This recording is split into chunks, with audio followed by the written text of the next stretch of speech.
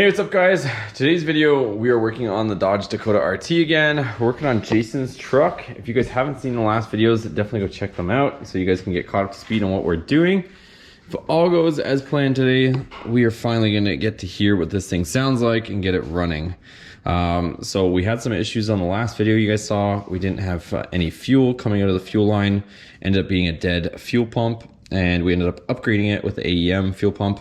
And now with this, hose, I have clean fuel coming out of here. We tested it into a bucket. I haven't put it up to the rails yet because I do want to turn the engine over and prime it and whatnot. We're draining oil currently. I didn't really show you that because it's not that exciting, but just draining whatever old oil's in it. We put a brand new mopar filter on it. So we got the 090 mopar filter on it. So I screwed that on. And the other thing I just did is, if you guys saw or been following the build, inside the block, since it's been sitting for a while, the water pump was completely seized and had a bunch of like nasty crud in it. So we put the new water pump on there, cleaned up the timing cover, but inside the block, since it's an iron block, it was kind of like a lot of rust deposits. So rather than filling this thing up with water right now, I have my hose right here with the nozzle. What we're going to do is, I just popped off the lower rad hose, as you can see there. And we did have this bolted up with our thermostat housing to here, but I'm gonna just drive some water through here with the hose and let it leak out into the bucket. So any deposits that's in the block can hopefully come out of there. And then I'm hoping most of the big chunks come out of there, but we're still going to, once we reconnect our hose, we're gonna try this stuff out. So Prestone Rad and Flush and Cleaner. We're gonna put this in the system with just some water for the initial start, get it running all through, and then we're gonna dump it if that ratchet doesn't fly. So we're gonna dump it. We'll probably do a few cycles of that before we actually put some coolant and stuff in it. So we're just gonna kind of clean it out so there's no junk in it. So anyways, let's use the hose and we'll put some water in there and see if she comes out the bottom. All right, Jason's gonna run the hose, see what happens. See if any nasty stuff comes out of here.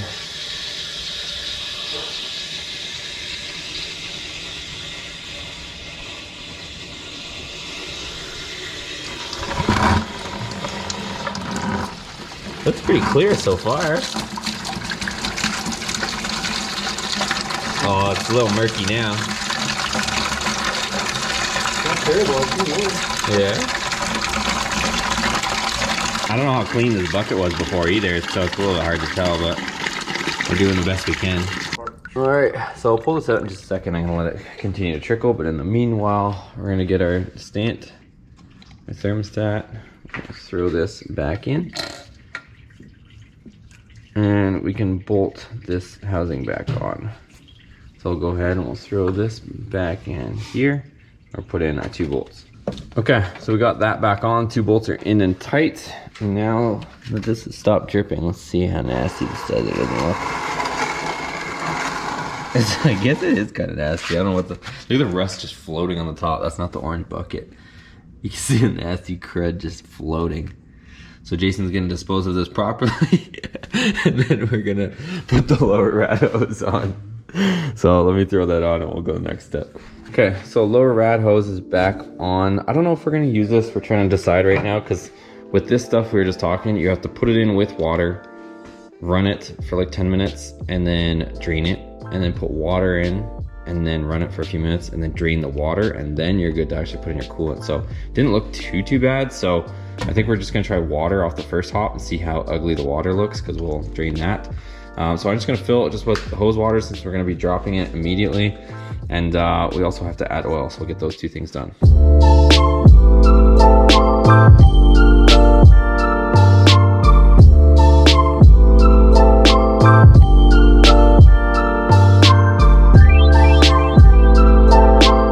Okay, so we've got oil, we've got water. I'm not gonna hook up the injectors just yet, the clips on them. What I am gonna do is pull the fuel pump fuse though, so that it's not pumping fuel into this while we just prime the engine. So right there, you're gonna say fuel pump relay. So I'm gonna pull this guy out right here. So let's leave that there. We'll connect the battery. And hopefully, we were laughing, hopefully the starter motor still works since she's been sitting. So let's go ahead and we'll turn it over. Okay, so we're gonna go ahead and we're gonna see if she cranks, not fire, but just to get it kind of primed. So let's see what we got. Should have power.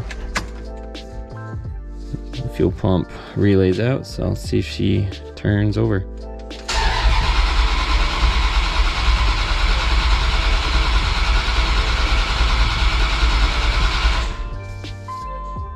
You get nervous?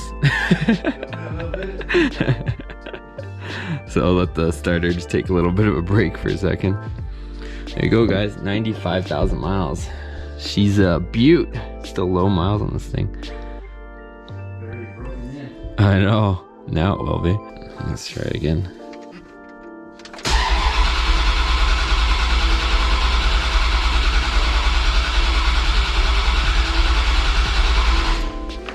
Alright, so we'll do that a few times and then we'll put the relay back in. Okay, so we primed it a few times, so I'm gonna go ahead, we'll throw our relay back in, our fuel pump.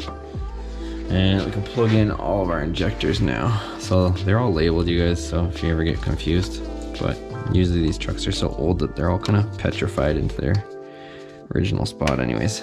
So click all these guys in. My side's good, Jason's is all done. And now we can, I'm gonna prime the fuel system, I'm not gonna start it, just check for any leaks. So we'll just cycle the key a few times. There you go, you can probably hear that.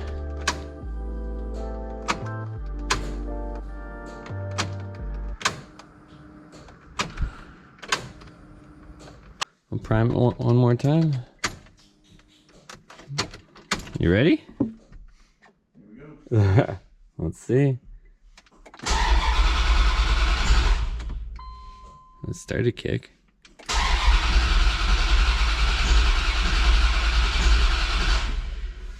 Nothing yet.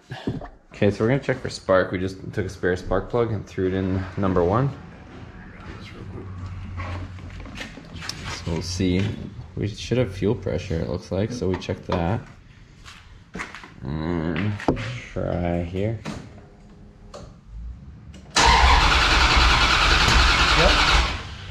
Is there spark? Yeah, you got spark. Yeah? Okay, unless those fuel injectors are just not liking us. Okay, so I want to show you guys in this engine for a second. So, because it's easier out here. So see this, that's our mark with TDC. And you have all these other hash marks, which you can see here, but they aren't on the back side of the balancer. So there's another one there. I don't know if you guys can see that one. Another one there as well. But where we're at, so I lined this up with TDC, but I think it still might be 180 degrees out.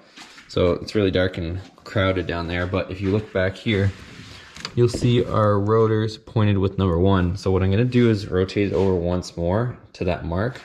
I have a feeling that's gonna be pointed the opposite direction, and it might be our issue. So I just rotated it around, so we're back at TDC. And you can see, if you look over here, see how it's pointed the opposite way. So we're 180 degrees out, so I'm gonna yank the distributor, flip it, and we should be back in business. All right, so I'm just gonna grab the distributor. We're gonna pull it out. If I can get it out with one hand. So we're pretty much just gonna flip this around the rotor and point it back to number 1. And we're gonna drop it back in. And that should be it. So I'll only get 2 hands on this, you guys, but we're back in business. Okay guys, so we're pointed back up with that mark on the distributor. Let's throw the cap back on, tighten everything down. Okay guys, moment of truth. We got that plug wire back on, right? Yeah, now let's click back in number 1. Let's see, I'm probably gonna do my usual start it and then stop it.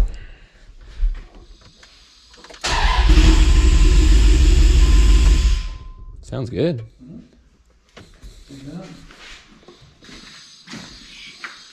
It didn't hesitate at all, did it? Not at all. Should fire right up. You can really hear that hissing out of that intake, or the throttle body. That's to be expected. Sounded quiet though. No knocking, no nothing. No fluid, no nothing. She hasn't had any life in her for a while. I think we gotta add some water though for sure. Let me get the hose. Round 2.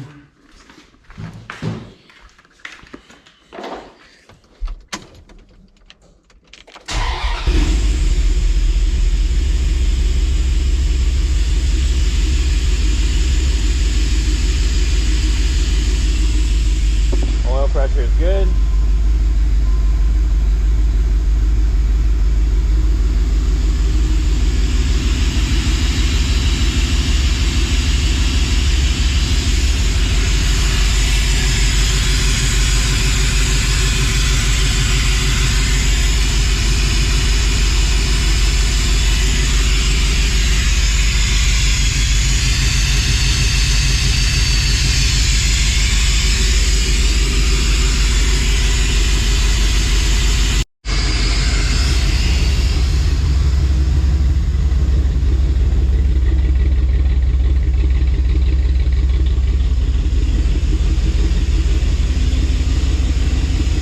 Okay, so we were getting a P0118, which is the coolant temperature sensor, and we had no coolant temperature. So we had it plugged in, but we're seeing that the pin out of the back is sliding out the back. So I'm gonna make sure that this thing gets repinned, and then we'll try plugging it back in a second. Now we can actually see metal there, so we'll go ahead and we'll click this back on. And I'm hoping that code should go away, so we should have some metal to metal contact finally. All right, so we'll just clear it with this simple scanner. For some reason, I feel like this old school scanner works better to clear the codes. When I try to use my USB or my Bluetooth one, it doesn't like to do it. Okay, I think the code's staying off, the light's staying off. So it's gonna read it one more time. I think we're fixed the issue. Perfect, no code. Okay, so Jason's got the orange bucket for the orange coolant that's about to come out of this thing, full of rust. So we'll drop that lower rad hose and we'll dump all the fluid out of this thing again. There she is. Oh no! That is just pure orange nastiness. Wow, it's coming out everywhere. Can you aim it into the bucket? Okay guys, so the water that's coming out of Jason's truck looks like this. It is just nasty mud water. So I think what I'm gonna do is, instead of putting the band clamp back on, I just shoved the hose back on, so it's gonna leak out at the bottom, but we're just gonna keep filling up the water and just keep pulling the hose off it a few times until it comes out somewhat clean. So let's go ahead and do that. Fill it up with some fresh hot tap water or hose water, and then we'll fire it up. Okay, we got more water going in. Okay, so we got some fresh water in there. We're gonna start it, let it run again. And actually, while that runs, we can do the fuel sync. So we'll hook up the snap-on scanner and set that to while we let that cycle through. All right, so I've got the snap-on scanner and I've got it in the fuel sync setting. So we'll go ahead, we'll start the engine, and then we'll make sure we're about +4 degrees.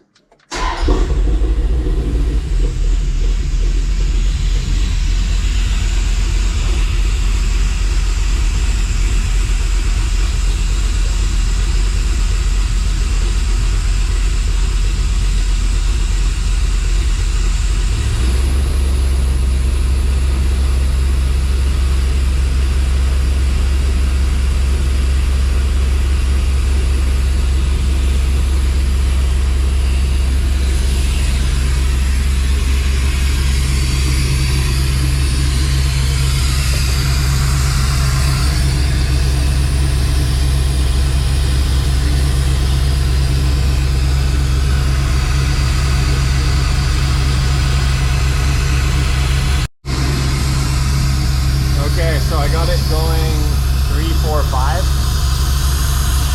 there? And it's at 1,000. So now when I turn it off, it'll idle down. Yeah, so now we're at 4 degrees. That is nasty. It's like chocolate milk coming out of there. Okay, so I'm just gonna use a 1/2 inch and tighten down that hold down bolt, but fuel sync is set at 4 as per Flying Ryan. We'll be good. It's gonna be the first time this truck has moved under its own power. We're not driving it because the bed is loose, but we're just taking it outside for a second just because it's making a mess in the garage.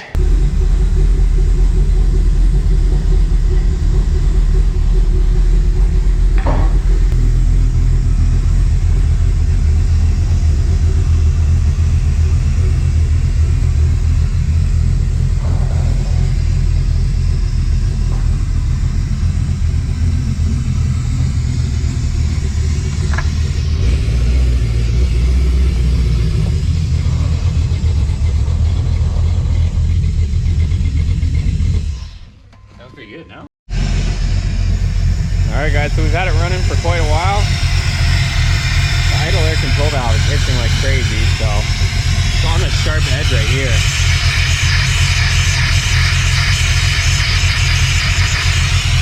So hopefully we can get that to tame down a little bit, but sounds pretty good. Hopefully you guys can hear it.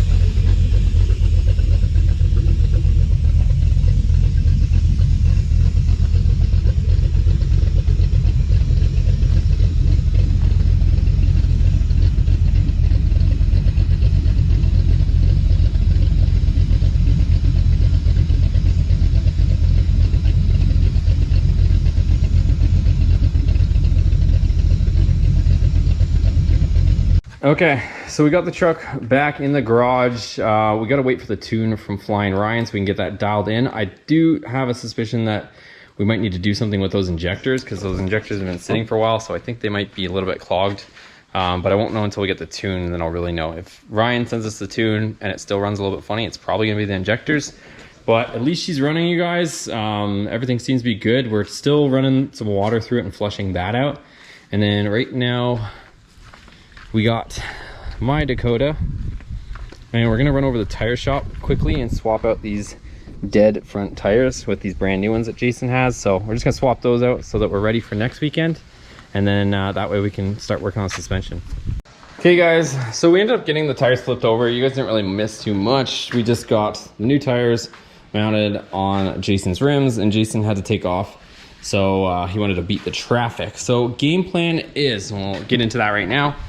So this weekend, I'm taking a kind of a vacation type thing. We're just going out boating and stuff. So I'm gonna enjoy myself this weekend. I'm still gonna post videos, but I don't know when you guys will end up seeing this video. I think it'll be a little bit behind. You'll probably end up seeing this in the middle of the week after I've been gone for the weekend. But game plan is following weekend, we are gonna get to the suspension on this thing. So this thing needs some love on the suspension. So we're gonna end up raising it a little bit because right now it's literally sitting on the frame on the rear. So we're gonna do hangers on the back, the correct hangers in the correct spots.